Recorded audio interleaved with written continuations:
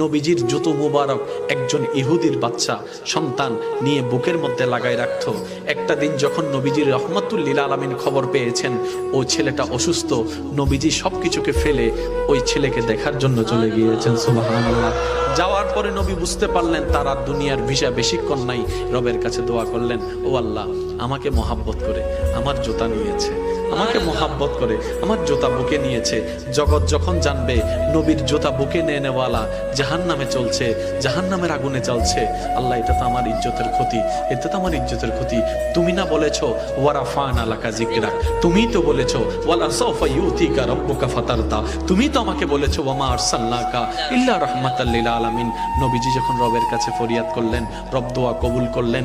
আল্লাহ তাআলা রাসূলকে নির্দেশ দিলেন, আপনি ওকে কালিমা পড়তে পড়েন। সে কালিমা পড়তে দেরি, ইন্তেকাল হতে দেরি হবে না, ইন্তেকাল হতে দেরি, জান্নাত দিতে দেরি হবে না।